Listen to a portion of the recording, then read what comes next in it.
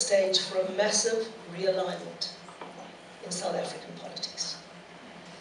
And apart from aiming to become and to entrench the DA as a party that is an alternative government, not merely an opposition party, the second great aim that I've had as leader is to realign politics in South Africa. Because political boundaries as they currently exist are actually obsolete. Voters are way ahead of the current boundaries of political parties. That process has already started, which is why Patricia and I are together in the same party.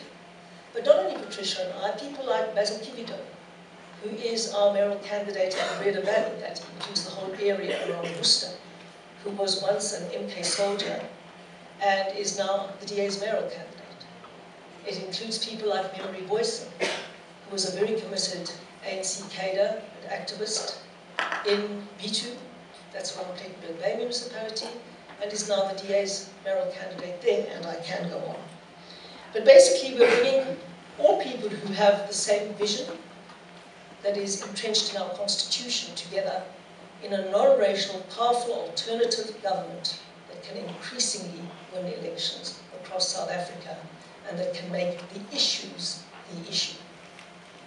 And although race is still a very big issue in South Africa, and I don't underestimate it for a moment, if we entrench race as the only issue and the only fault line in South African politics, we are heading towards a failed state.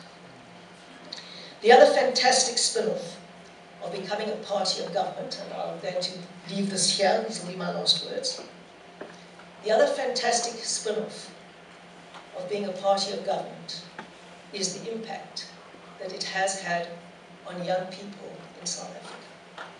Because they see that our democracy is going to succeed, they have huge hope in South Africa, and they see their future as being here in South Africa, keeping their skills, and knowing that if we succeed in defending our constitution and embedding it very deeply in South Africa's psyche, their rights and freedoms will be guaranteed, as will opportunities for all, as we proceed with redress without excluding any category of people in South Africa. And because people see that more and more voters are supporting that vision, irrespective of their background, we are attracting more and more brilliant young South Africans from all backgrounds into the Democratic Alliance. And they are very rapidly rising through our ranks and are already in leadership positions across our party. These are young people who are visionary, who are principled, who are idealistic, who want to play a role through the political process, and who see that the Democratic Alliance and its values and its vision is the vehicle that will take them to the pinnacle of politics in the next 5 and definitely 10 years. And so we've got this magnificent Young Leaders program, but many people have moved to the top without going through the Young Leaders program, like Lindiwe Mazibuko, who is an alumnus of this university, and who was drawn into politics, ironically, by doing what she thought would be a very critical thesis about me and the Democratic Alliance, and we turned around convincing her rather than the other way around, which I always like these ironies of history.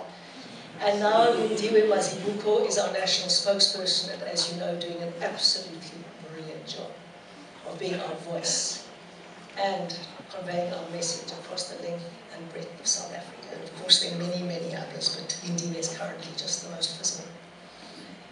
And I'm not surprised that UCT played the vanguard role in this process.